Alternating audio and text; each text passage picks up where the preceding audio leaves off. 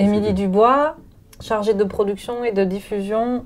Mon métier, c'est d'accompagner les artistes dans le domaine du spectacle vivant, essentiellement les artistes qui sont dans les arts du cirque et les arts de la rue. Donc je les accompagne à trouver des lieux pour répéter et puis des lieux pour jouer. J'ai un statut particulier, je suis privilégiée, j'ai le statut de l'intermittence du spectacle. Ce que je décris, c'est que ce qu'il faut que je fasse, mon métier, c'est que j'invite des professionnels à venir voir le spectacle pour qu'ils achètent ou ils programment le spectacle chez eux. Mais mon parcours par rapport à ce métier, c'était que quand j'étais adolescente, j'avais beaucoup d'amis musiciens autour de moi.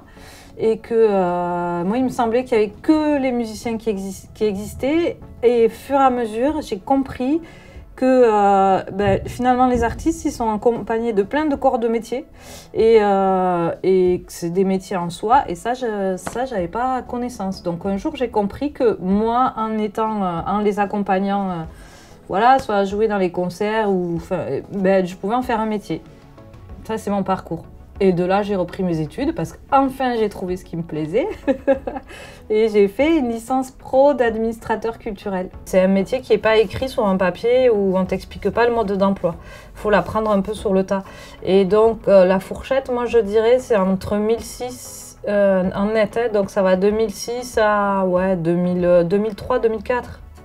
C'est ça, la fourchette. En fait, oui, il y a plein de perspectives d'évolution parce que tu peux faire... Moi, je suis vraiment accompagner les artistes à la production et à la diffusion, mais tu peux avoir tendance à aimer la médiation, donc à travailler le territoire, à travailler sur de la programmation en décentralisé, donc au lieu que ce soit, par exemple, ici on est à Carcassonne, de travailler sur tous les villages aux alentours, de vouloir travailler avec les assos qui sont sur le terrain, donc ça c'est la médiation.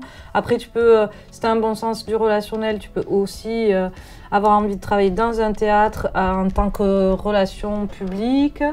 Les avantages du métier, par exemple, cette semaine, je suis allée retrouver l'équipe artistique au lac du Salagou. Alors déjà, c'est un super bon cadre. On était accueillis parce qu'on est toujours super bien accueillis avec des bons hébergements, une bonne restauration. Donc ça, c'est important. Et parce que tu croises plein de gens différents. Donc là, il y avait des comédiens, il y avait des danseurs, il y avait des plasticiens, il y avait des directeurs techniques avec plein de corps de métiers différents.